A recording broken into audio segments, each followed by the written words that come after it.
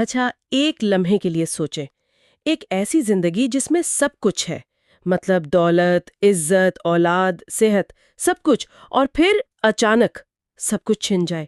ایسے میں انسان کیا کرتا ہے؟ آج ہم ایک ایسی ہی شخصیت حضرت ایوب علیہ السلام کی کہانی پر بات کریں گے، لیکن یہ صرف ایک کہانی نہیں ہے۔ ہم یہ سمجھنے کی کوشش کریں گے کہ اس سے انسانی برداشت اور ایمان کے بارے میں کیا سیکھا جا سکتا ہے۔ وہ صرف ایک نبی نہیں تھے، بلکہ اپنے وقت کے ایک انتہائی کامیاب انسان تھے۔ ہر نعمت تھی ان کے پاس۔ بالکل بالکل، اور یہی تو سب سے اہم نکتہ ہے۔ اکثر جب ہم ان کا ذکر سنتے ہیں تو ذہن میں صرف بیماری اور صبر آتا ہے، لیکن آزمائش کو سمجھنے کے لیے پہلے یہ سمجھنا ضروری ہے کہ نعمت کس پیمانے کی تھی۔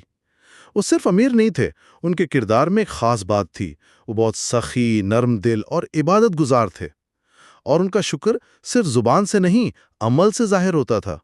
ہر نعمت کا حق ادا کرتے تھے، اور دلچسپ بات یہ ہے کہ ان کا یہی مثالی شکر آگے چل کر ان کی سب سے بڑی آزمائش کی وجہ بنا۔ یہ بات ہی کتنی عجیب ہے کہ کسی کی شکر گزاری ہی اس کی آزمائش کا سبب بن جائے۔ یہ تو ہماری عام سوچ کے بالکل الٹ ہے۔ ہم تو سمجھتے ہیں کہ شکر سے نعمتیں بڑھتی ہیں، چھنتی نہیں۔ تو پھر آسمانوں پر اصل میں ہوا کیا تھا؟ یہیں سے کہانی ایک بہت ہی ڈرامیٹک موڑ لیتی ہے نا؟ جی بالکل، روایات میں آتا ہے کہ فرشتوں کی ایک محفل میں اللہ کے نیک بندوں کا ذکر ہو رہا تھا، اور اس میں حضرت ایوب علیہ السلام کی بہت تعریف ہو رہی تھی کہ وہ کس قدر شکر گزار بندے ہیں۔ لیکن شیطان، وہ ہمیشہ کی طرح حسد میں آ گیا۔ اس نے ایک چیلنج پیش کیا۔ اس نے کہا کہ ایوب کا شکر تو صرف ان نعمتوں کی وجہ سے ہے، اگر یہ سب کچھ چھین لیا جائے تو ان کی زبان پر شکوہ آ جائے گا۔ اچھا، یہاں ایک سوال ہے۔ یہ جو اللہ اور شیطان کے درمیان مکالمے کی بات ہے، اسے کیسے سمجھا جائے؟ کیا یہ ایک حقیقی واقعہ تھا، یا ایک استعارہ ہے کہ انسان کے ایمان کو کیسے آزمایا جاتا ہے؟ یہ ایک بہترین نکتہ ہے۔ اسلامی فکر میں دونوں طرح کی تشریحات ہیں۔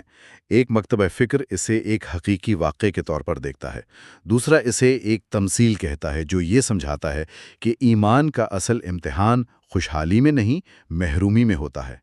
لیکن نتیجہ دونوں صورتوں میں ایک ہی ہے۔ اللہ نے شیطان کو اجازت دی، یہ جانتے ہوئے کہ ان کا بندہ صبر کرے گا۔ فرمایا، جا، میں تجھے اجازت دیتا ہوں، مگر یاد رکھ، میرا ایوب صبر کرنے والوں میں سے ہے۔ یہ اجازت دراصل دنیا کو یہ دکھانے کے لیے تھی کہ حقیقی ایمان نعمتوں کا محتاج نہیں ہوتا۔ اور پھر آزمائش کا وہ سلسلہ شروع ہوا جو انسانی تاریخ میں ایک مثال بن گیا۔ سب سے پہلے حملہ ان کی دولت پر ہوا۔ جی، اور آج کے دور میں تو لوگ ذرا سے مالی نقصان پر ٹوٹ جاتے ہیں۔ شیطان نے ان کے مال و اسباب پر حملہ کیا۔ آسمانی آفتوں سے ان کے کھیت تباہ ہو گئے، مویشی مر گئے، اور دیکھتے ہی دیکھتے وہ بالکل مفلس ہو گئے۔ سب کچھ ایک دم سے۔ اور جب انہیں یہ خبریں ملی تو ان کا رد عمل وہ حیران کن تھا۔ انہوں نے کوئی شکوہ نہیں کیا، یہ نہیں پوچھا کہ میرے ساتھ ہی کیوں، بلکہ روایات کے مطابق انہوں نے سجدے میں سر رکھا اور کہا، الحمدللہ علی کل حال۔ ہر حال میں اللہ کا شکر ہے۔ یہ سمجھنا بہت مشکل ہے۔ مطلب کیا انہیں دکھ نہیں ہوا، یا یہ اس نقصان کو ایک بالکل مختلف زاویے سے دیکھنا ہے؟ دکھ کا نہ ہونا نہیں ہے، بلکہ دکھ کو ایک بڑی حقیقت کے سامنے چھوٹا سمجھنا ہے۔ ان کا ایمان تھا کہ جو کچھ میرے پاس تھا وہ میرا تھا ہی نہیں، وہ اللہ کی امانت تھی، اس نے دی تھی، اس نے واپس لے لی۔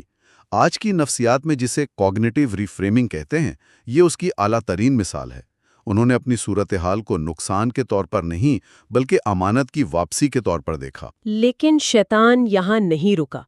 اس نے سوچا کہ مال کا نقصان شاید برداشت ہو جائے، لیکن اولاد کا غم، یہ تو کسی بھی انسان کو توڑ دیتا ہے۔ بالکل، اور اس نے اگلا وار وہیں کیا۔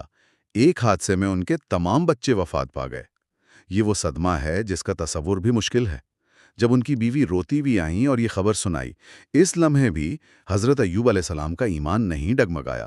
انہوں نے اپنی بیوی کو تسلی دی اور کہا، جس نے دیے تھے اسی نے واپس لے لیے، ہم اللہ کے ہیں اور ہمیں اسی کی طرف لوٹ کر جانا ہے۔ مال و دولت ایک طرف، اولاد کا غم تو وہ تو انسان کو زندہ درگور کر دیتا ہے۔ یہاں صبر کا پیمانہ کیا تھا؟ کیا یہ اس سے بھی گہری کوئی کیفیت تھی؟ یہ اس سے بھی گہری کیفیت تھی۔ یہ صرف سوچ کو بدلنا نہیں، بلکہ اپنی ذات کو مکمل طور پر اللہ کی رضا کے سپرد کر دینا ہے۔ اولاد کے غم میں انسان کو تکلیف میرا کچھ چھن جانے سے ہوتی ہے۔ حضرت ایوب علیہ السلام نے اس میرا کے تصور کو ہی ختم کر دیا تھا۔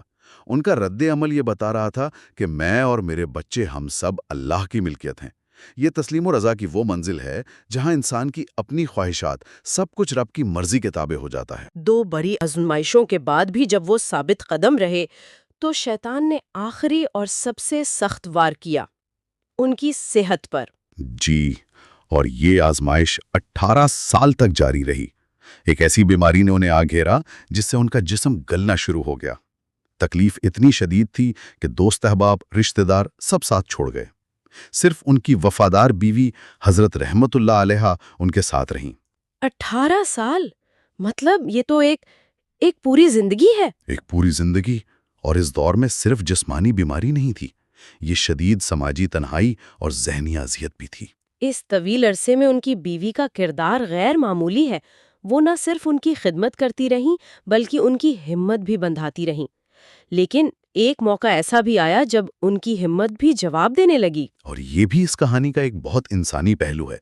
18 سال کی مسلسل مشقت کے بعد ایک دن انہوں نے اپنے شوہر سے کہا، آپ اللہ کے نبی ہیں، آپ دعا کیوں نہیں کرتے کہ اللہ اس مصیبت کو ختم کر دے؟ ہاں، یہ سوال تو بہت فطری لگتا ہے۔ مطلب کوئی بھی بالکل، کوئی بھی یہی کہتا۔ یہ بے صبری سے زیادہ محبت اور اپنے شوہر کی تکلیف نہ دیکھ پانے کا اظہار تھا۔ بالکل، کوئی بھی انسان اس صورتحال میں یہی سوچے گا۔ اور یہاں حضرت ایوب علیہ السلام کا جو جواب ہے وہ شاید اس پوری داستان کا نچوڑ ہے۔ انہوں نے اپنی بیوی کو دیکھا اور کہا، رحمت، اللہ نے ہمیں 70 سال تک نعمتوں میں رکھا، اب اگر اس نے 18 سال کے لیے آزمائش میں ڈال دیا ہے تو کیا میں اس سے شکوہ کروں؟ مجھے شرم آتی ہے کہ 70 سال کی راحت کے مقابلے میں 18 سال کی تکلیف پر بے صبری کروں۔ یہ جواب یہ سوچ ہی بدل دیتا ہے۔ انہوں نے اپنی 18 سال کی تکلیف کو 70 سال کی نعمتوں کے مقابلے میں رکھا۔ یہ پرسپیکٹو رکھنا آج کے دور میں تقریباً ناممکن لگتا ہے۔ ہم تو ایک دن کی پریشانی کو پچھلے مہینے کی خوشیوں پر بھاری کر دیتے ہیں۔ آپ نے بالکل صحیح نقطہ اٹھایا ہے۔ ہم اپنی زندگی کی بیلنس شیٹ بناتے ہوئے ہمیشہ نقصانات والے کالم پر نظر رکھتے ہیں۔ حضرت ایوب علیہ السلام نے ہمیں سکھایا کہ حقیقی شکر گزاری یہ ہے کہ آپ کی نظر ہمیشہ اس پر رہے جو آپ کو ملا، نہ کہ اس پر جو آپ سے لیا گیا۔ ان کے لیے 70 سال کی صحت 18 سال کی بیماری سے کہیں زیادہ وزنی تھی۔ لیکن پھر بھی 18 سال بعد ایک لمحہ آیا جب انہوں نے دعا کی۔ اس کی کیا وجہ بنی؟ کیا ان کا صبر ختم ہو گیا تھا؟ نہیں، ان کا صبر ختم نہیں ہوا تھا، بلکہ ان کی آزمائش مکمل ہو گئی تھی۔ اور جب انہوں نے دعا کی تو اس دعا کے الفاظ پر غور کرنا بہت ضروری ہے۔ انہوں نے شکوہ نہیں کیا، مطالبہ نہیں کیا، صرف اپنی حالت بیان کی اور اللہ کی رحمت کا واسطہ دیا۔ قرآن میں ان کے الفاظ ہیں، انی مسنی الضر وانت ارحم الراحمین، یعنی اے میرے رب، مجھے تکلیف نے چھو لیا ہے اور تو سب رحم کرنے والوں سے بڑھ کر رحم کرنے والا ہے۔ اس دعا میں ایک عجیب سی عاجزی ہے، کوئی کیوں یا کب تک نہیں ہے۔ اور اس کی خوبصورتی ہی یہی ہے، یہ ایک محبوب کا اپنے حبیب سے اپنی حالت بیان کرنا ہے۔ یہ تعلق کا اظہار ہے، سودے بازی نہیں۔ وہ یہ نہیں کہہ رہے کہ میں نے اتنا صبر کیا، اب مجھے اس کا اجر دو۔ وہ صرف یہ کہہ رہے ہیں کہ میری یہ حالت ہے اور آپ سب سے بڑھ کر رحم کرنے والے ہیں۔ یہ دعا سکھاتی ہے کہ اللہ سے مانگنے کا بہترین طریقہ اپنی بے بسی کا اقرار اور اس کی عظمت کا اعتراف ہے۔ اور دعا قبول ہوئی فوری طور پر، ایک معجزے کی صورت میں۔ جی، جیسے ہی یہ دعا ان کے لبوں سے نکلی، اللہ کی طرف سے حکم آیا، اپنا پاؤں زمین پر مارو۔ انہوں نے ایسا ہی کیا اور زمین سے ایک چشمہ پھوٹ پڑا۔ اس پانی کو پینے سے ان کی اندرونی بیماریاں ختم ہوئیں اور اس سے غسل کرنے پر ان کا جسم پہلے کی طرح تندرست ہو گیا۔ چند لمحوں میں 18 سال کی بیماری کا نام و نشان تک مٹ گیا۔ اور انعامات کا سلسلہ یہی نہیں رکا۔ اللہ نے نہ صرف ان کی صحت واپس کی بلکہ ہر وہ چیز جو ان سے لی گئی تھی وہ پہلے سے بڑھ کر عطا کی۔ پہلے سے دگنی اولاد دی گئی، مال و دولت، کھیت، باغات، سب کچھ پہلے سے زیادہ عطا کیا گیا۔ قرآن میں بھی اس کا ذکر ہے کہ ہم نے اسے اس کے گھر والے بھی واپس دیے اور ان کے ساتھ ان جیسے اور بھی۔ یہ اس بات کی علامت ہے کہ جب اللہ صبر کا اجر دیتا ہے تو وہ بے حساب دیتا ہے۔